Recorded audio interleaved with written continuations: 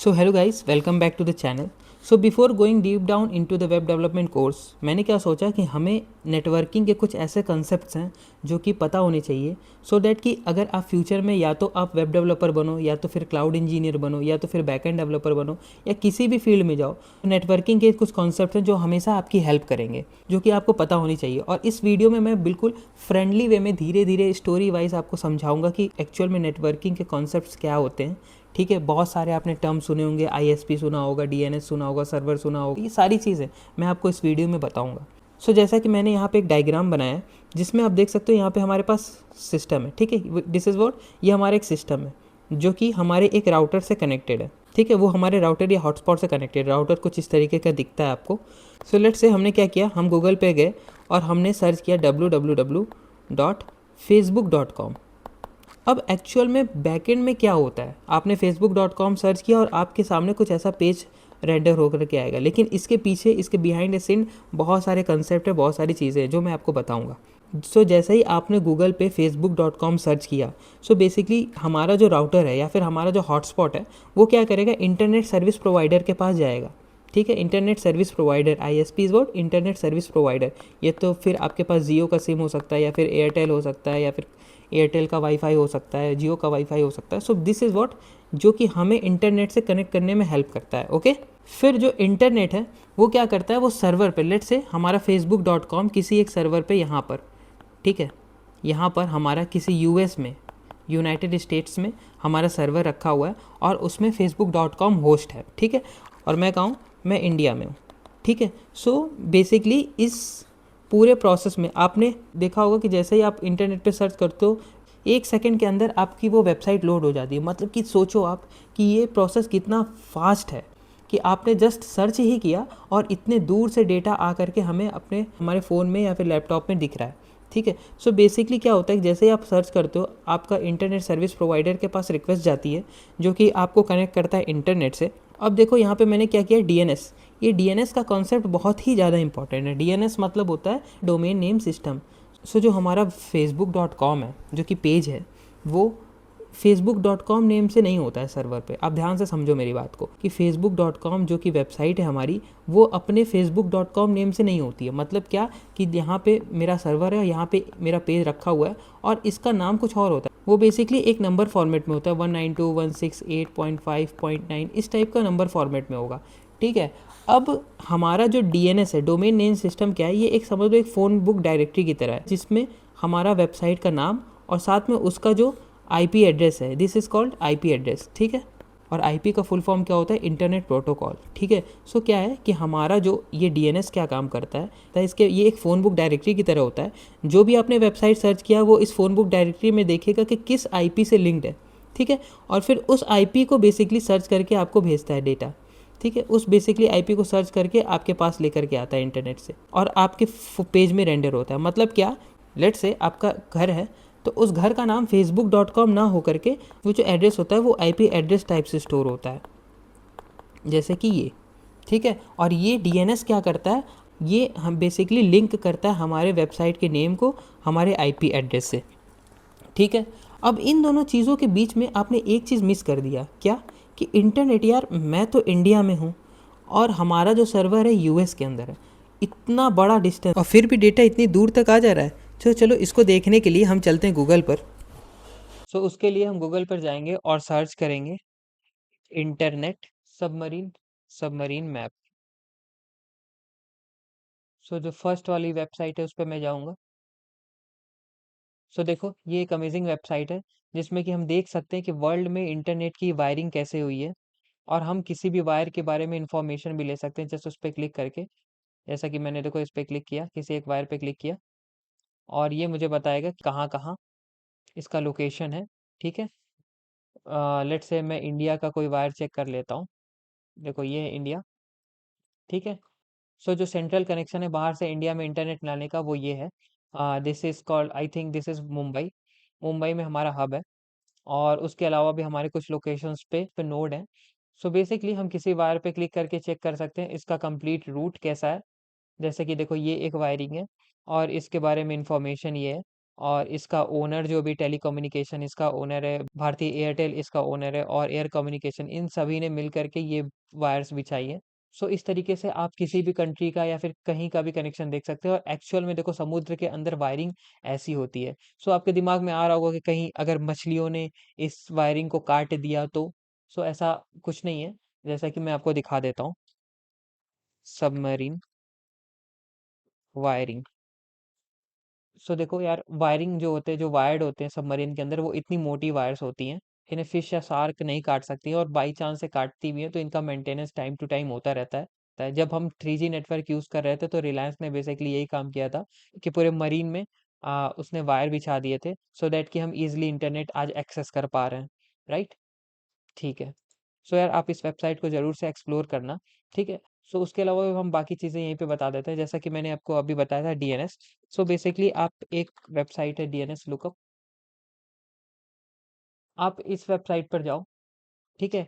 So basically आपको जिस भी वेबसाइट की आईपी एड्रेस फाइंड करनी है, जैसा कि मैंने आपको थोड़ी देर पहले बताया कि कोई भी वेबसाइट है वो आईपी एड्रेस से इंटरलिंक्ड होती है। सो आप यहाँ से उनके आईपी एड्रेस फाइंड कर सकते हो। लेट्स से मैं किसी वेबसाइट का होस्टिंगर डॉट कॉम का मैं आईपी एड्रेस फाइंड करने का ट्राई करता हूँ। तो देखो यार, ये जो होस्टिंगर वेबसाइट है, यहाँ पे इसकी आईपी मुझे दिख रही है। आप सिंपली इसको कॉपी करके एक नए टैब में पेस्ट करके, अब मैंने देखो यहाँ पे आईपी एड्रेस पेस्ट किया है, और जस्ट क्लिक करूंगा।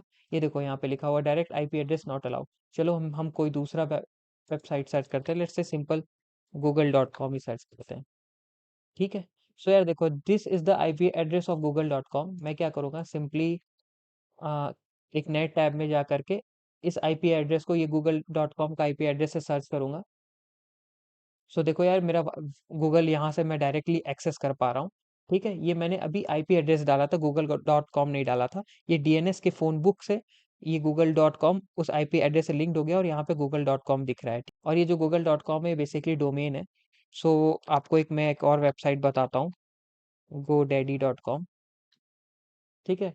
सो आप godaddy.com वेबसाइट पे जा करके आप अभी जो प्रेजेंट है, जैसे कि आप कोई भी वेबसाइट आप होस्ट करते हो, मैंने एक वेबसाइट लिया और उसको होस्ट कर दिया, ठीक है।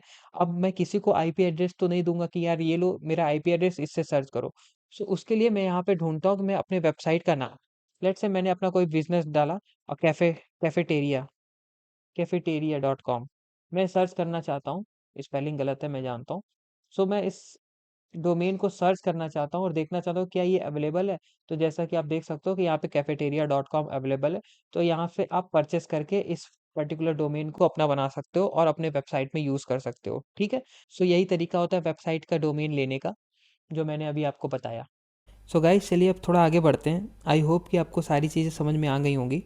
अगर इसके बाद भी आपको किसी चीज़ में डाउट होगा या किसी टॉपिक में, सो डेफिनेटली आप उसे कमेंट सेक्शन में पूछेगा, मैं ट्राई करूँगा उसका रिस्पॉन्स देने का, ठीक है।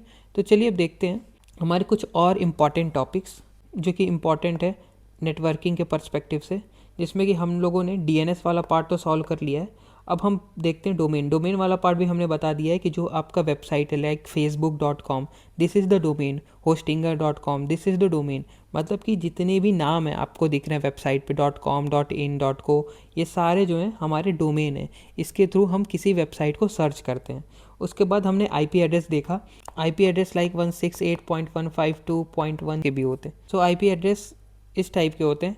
ये बेसिकली हमारा एड्रेस होता है, लाइक जैसे हमारा घर का कुछ एड्रेस होता है, वैसे हर सर्वर का एक आईपी एड्रेस होता है। ये रैंडम जनरेट होता है, स्टैटिक भी हम इसको कर सकते हैं। ये सारी चीज़ें हम अभी बाद में देखेंगे। इसके अलावा दो आईपी और हैं, मैं आपको बताता हूँ।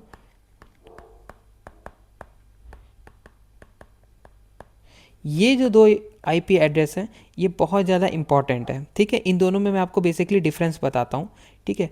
सो जो पहला वाला हमारा आईपी एड्रेस है वो लोकल होस्ट का आईपी एड्रेस है। जैसे कि आपने कोई वेबसाइट बनाई, ठीक है। अब आपने क्या किया, उसे अपने लोकल होस्ट पे डिप्लॉय कर दिया, ठीक है। और फिर जैसे ही आप उसको डिप्लॉय करोगे तो आपको एक यूआरएल मिलेगा। सो आप उसको अपने पर्टिकुलर सिस्टम में देख सकते हो, ठीक है। इस लोकल होस्ट पे जा करके साथ में उसका पोर्ट डालोगे तो वो वेबसाइट आपको रेंडर हो जाएगी, ठीक है। वहाँ पे वो आपकी वेबसाइट दिखेगी, ठीक। ये सिर्फ आप अपने सिस्टम में देख सकते हो, अपने बगल वाले सिस्टम में या अपने फ़ोन में नहीं देख पाओगे इस यूआरएल की हेल्प से, ठीक है। ये बहुत ज़्यादा कॉमन मिस्टेक है जो लोग करते हैं कि अपना ये वाला आईपी जो है दोस्तों को शेयर करके कहते हैं कि यार मेरा वेबसाइट देखो होस्ट हो गया। ये बिल्कुल गलत है, ऐसा नहीं करना है आपको कभी भी, ठीक है। और ये दूसरा वाला आईपी एड्रेस है, ये भी बहुत ज़्यादा इंपॉर्टेंट है। इसका मतलब होता है कि ये सभी आईपी, मतलब कि जितने भी रिक्वेस्ट आ रहे हैं वो सबको एक्सेप्ट कर ले। बेसिकली अगर आपका कोई सर्वर है, ठीक है, मैं ये थोड़ा सा टेक्निकल चीज़ आपको बता रहा हूँ। अगर आपने कोई सर्वर है उसको क्रिएट किया और आपने लिसन कर दिया इन पोर्ट पे, इस पे, तो मतलब कि कोई भी आकर के आपके वेबसाइट को एक्सेस कर सकता है, आपके वेबसाइट को देख सकता है। वो बेसिकली सारे रिक्वेस्ट को एक्सेप्ट करता है, ठीक है। अभी के लिए सिर्फ इतना समझो। नेक्स्ट पार्ट पे बढ़ते हैं, हमारा पोर्ट। पोर्ट क्या होता है यार? जैसे हमारा आईपी एड्रेस है, ठीक है, लेट्स से हमारा एक वायर है, ठीक है। अब इस वायर में हम चाहते हैं कि एक ही वायर में मल्टीपल वेबसाइट रेंडर हो, तो मैं क्या करूँगा, एक पर्टिकुलर आईपी पे 152.168.0.1 मैंने एक कोई रैंडम आईपी एड्रेस लिया है। इस पे मैं बेसिकली हम मल्टीपल पोर्ट्स पे, मैं 5000 पोर्ट्स लिख सकता हूँ, 6000 पोर्ट लिख सकता हूँ। मैं एक और चीज़ आपको दिखा देता हूँ। सो यार उसके लिए आप देखो, जैसे कुछ पोर्ट्स हैं जो कि प्री डिफाइंड पोर्ट हैं, जैसे कि ये देखो, ये मैंने विकीपीडिया पे सर्च किया है। सो बेसिकली देखो यहाँ पे नंबर है, पोर्ट नंबर है, और यहाँ पे उसके कॉरिस्पॉन्डिंग आपको पर्टिकुलर पोर्ट किस चीज़ के लिए डिफाइंड है आपके सिस्टम में, वो चीज़ दिखा हुआ है। बेसिकली हम इन पोर्ट्स को यूज़ नहीं करते हैं अपने वेबसाइट को होस्ट करने में। लाइक 20 वाला पोर्ट जो है फाइल ट्रांसफ़र प्रोटोकॉल है, 23 जो है टेलनेट का प्रोटोकॉल है। उसी तरीके से हमारा मल्टीपल पोर्ट होता है, मोंगोडीबी का और माई एसक्यूएल का, इन सब का प्री डिफाइंड पोर्ट होता है। सो बेसिकली आप पोर्ट नंबर वेबसाइट पे सर्च करो, विकीपीडिया के इस वेबसाइट पे आप आओगे, विकीपीडिया पे आप यहाँ पे देख सकते हो, बेसिकली सारे पोर्ट के बारे में नॉलेज ले सकते हो इसके अलावा भी, ठीक है। सो चलते हैं अपने मेन टॉपिक पे। सो यहाँ तक मैंने बताया कि आपको पोर्ट के बारे में मैंने बताया कि आप मल्टीपल पोर्ट अपने सिस्टम में डिफाइन कर सकते हो। अब हम HTTP और HTTPS के बारे में डिफरेंस समझ लेते हैं। सो बेसिकली HTTP का फुल फॉर्म होता है हाइपर टेक्स्ट ट्रांसफ़र प्रोटोकॉल। ये आपको बिल्कुल अपने दिमाग में रखना है, ठीक है। ये इंटरव्यूज़ में या कोई भी आपसे पूछ सकता है, तो हाइपर टेक्स्ट ट्रांसफ़र प्रोटोकॉल, ठीक है। वहीं HTTPS जो होता है इसमें सिक्योर को डिनोट करता है। मतलब क्या कि आपकी जो वेबसाइट है वो सिक्योर है, ठीक है। तो जैसे कि लेट्स से मैंने ये एग्जांपल लिया, इसमें क्या है, ये जो पहला पार्ट है ये HTTP है जो कि सिक्योर्ड है। मतलब कि ये बीच में कोई man in the middle attack नहीं कर सकता। जैसे कि आपने सिस्टम पे अपने रिक्वेस्ट कोई भेजा और सर्वर से कोई रिक्वेस्ट आ रहा है, ठीक है। सो इन दोनों के बीच में अगर कोई अटैकर बैठा हुआ है, सो इसको अटैक करना मुश्किल होगा, क्योंकि ये जो वेबसाइट है जो आपने रिक्वेस्ट भेजा है, google.com जो आपने भेजा है अपने सर्वर पे, ये इनक्रिप्टेड होती है, और जो वहाँ से फाइल्स भी आती हैं वो भी इनक्रिप्टेड होती हैं। मतलब कि वो सिंपल टेक्स्ट में नहीं होगा जो ये अटैकर पढ़ सके। सो बेसिकली ये बहुत ज़्यादा इंपॉर्टेंट चीज़ है।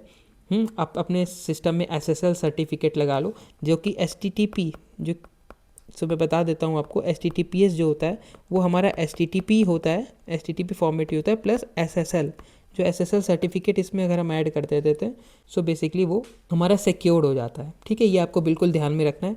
और ये वाला पार्ट मैंने बताया जो कि आपका डोमेन है, ठीक है। उसके बाद हम लोग जो स्लैश के बाद जो भी चीज़ करते हैं उसको हम लोग राउट बोलते हैं, एंड पॉइंट्स बोलते हैं। बेसिकली उन एंड पॉइंट्स पे हमारा डेटा, मल्टीपल एंड पॉइंट्स पे डेटा होता है। सो अभी के लिए सिर्फ आप इतनी सारी चीज़ें समझो, उसके बाद की चीज़ें मैं आपको धीरे धीरे इस पूरे सीरीज़ में समझाता रहूँगा। और अगर आपको अभी ये चीज़ टफ लग रही है तो यकीन मानो यार, ये थोड़ा सा आप मुझे टाइम दो, मैं आपको सारी चीज़ें बहुत ही ज़्यादा क्लियर समझाऊंगा और आपको बहुत ही अच्छे से सारी चीज़ें समझ में आएगी, ठीक है। ये थोड़ा सा टेक्निकल पार्ट है अगर आप नॉन टेक से हो, बट ट्रस्ट मी, आपको बस चीज़ें सुननी है। आप जितनी बार ये टेक्निकल वर्ड्स और टेक्निकल कॉन्सेप्ट सुनोगे उतनी जल्दी आपके दिमाग में सारी चीज़ें बैठेंगी, ओके। तो चलो अब हम लास्ट पार्ट पे पढ़ते हैं, TCP और UDP के बीच का डिफरेंस। सो यार ये देखो, जैसे कि हमारा कोई सिस्टम है, ठीक है। अब हमारा सिस्टम और सर्वर के बीच में जो फाइल ट्रांसफ़र होती है वो डायरेक्ट पूरा वेबसाइट नहीं आता है, वो छोटे छोटे पैकेट्स में आता है, ठीक है। ये आपको बिल्कुल डेप्थ की चीज़ें मैं बता रहा हूँ कि जो वेबसाइट है हमारा, किसी भी सर्वर से कोई भी रिक्वेस्ट आता है या API से कोई रिक्वेस्ट आता है, तो बेसिकली जो डेटा होता है वो हमारा पैकेट्स के फॉर्मेट में होता है, ठीक है। अब ये पैकेट्स जो ट्रांसफ़र होते हैं वो दो तरीके से होते हैं, ठीक है। सो बेसिकली TCP का फुल फॉर्म होता है ट्रांसमिशन कंट्रोल प्रोटोकॉल, और UDP का फुल फॉर्म होता है यूज़र डेटाग्राम प्रोटोकॉल।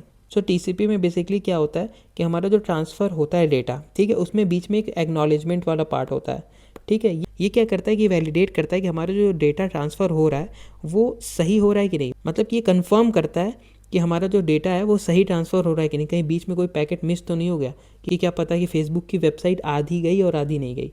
ठीक है, तो सो बेसिकली जो वेबसाइट होती है वो यूडीपी प्रोटोकॉल पे ना आकर के टीसीपी प्रोटोकॉल फॉलो करती है। ठीक है, जहाँ पे हमारा कंफर्मेशन होता है, मतलब कि श्योरिटी होती है कि हमारा कोई भी पैकेट लॉस नहीं होगा। पर अगर हमें फास्ट डेटा ट्रांसफ़र करना है, मतलब कि जल्दी जल्दी हमें डेटा ट्रांसफ़र करना है और फास्ट प्रोसेस चाहिए कि हाँ हमें बहुत जल्दी रिस्पॉन्स चाहिए, सो यूडीपी का यूज़ करते हैं। ठीक है, तो अभी के लिए इतनी चीज़ें समझो। ठीक है, बाकी चीज़ें अगर आप चाहते हो कि मैं उस पर भी वीडियो बनाऊँ, आप डेफिनेटली कमेंट करो, मैं उस पर पूरा इन डेप्थ वीडियो आपको लेकर के आऊँगा और बिल्कुल ऐसे ही आपको चीज़ें समझाऊँगा और आपको सारी चीज़ें बिल्कुल क्लियर होंगी।